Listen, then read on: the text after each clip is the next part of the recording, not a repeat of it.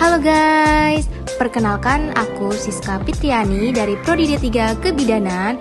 Aku di sini akan sedikit menjelaskan tentang mata kuliah, yaitu tentang siklus menstruasi.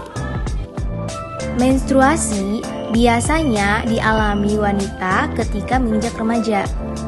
Tak cuma manusia, hewan betina dari siklus mamalia juga mengalami menstruasi loh. Apa sih menstruasi itu? Menstruasi adalah keluarnya darah dari vagina. Darah keluar bersamaan dengan lapisan dinding rahim yang luruh. Dinding rahim yang luruh itu tidak dibuahi. Ini mengapa wanita hamil tidak menstruasi. Namun, menstruasi tak cukup seputar pendarahan. Lebih dari itu, menstruasi menjadi bagian dari siklus bulanan wanita. Siklus normal menstruasi biasanya 28 hari, namun tak ada wanita yang selalu pas 28 hari.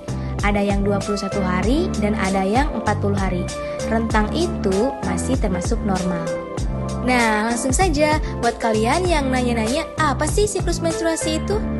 Siklus menstruasi adalah rangkaian perubahan yang terjadi secara ilmiah dan berulang pada sistem reproduksi perempuan, khususnya indung telur atau ovarium dan rahim atau uterus, yang memungkinkan terjadinya kehamilan. Siklus menstruasi mencakup siklus ovarium dan siklus uterus. Siklus ovarium mengatur produksi beserta pelepasan sel telur dan pelepasan estrogen dan progesteron secara teratur.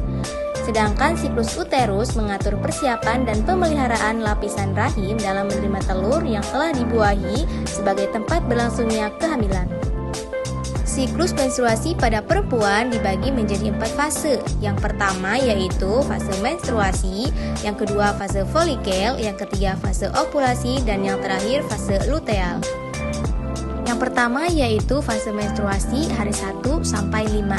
Pada fase menstruasi, karena kehamilan belum terjadi, kadar hormon estrogen dan progesteron di dalam tubuh akan menurun. Selama fase menstruasi berlangsung, perempuan melepaskan kombinasi darah, lendir, dan jaringan rahim. Yang kedua yaitu fase folikel hari 1 sampai 13. Fase folikel atau folikular dimulai pada hari pertama menstruasi dan berakhir saat fase ovulasi. Ini dimulai ketika hipotalamus mengirimkan sinyal ke kelenjar pituitari untuk melepaskan hormon perangsang folikel atau FSH.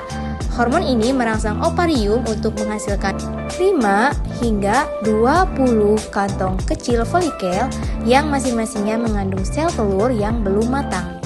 Nah, untuk yang ketiga yaitu fase ovulasi dari hari 10 sampai ke hari 18. Fase ovulasi adalah saat ovarium melepaskan sel telur yang matang. Sel telur berjalan menuruni tuba falopi menuju rahim untuk dibuahi oleh sperma. Ovulasi biasanya terjadi pada hari ke-14. Nah, yang terakhir yaitu fase luteal hari ke-15 sampai 28.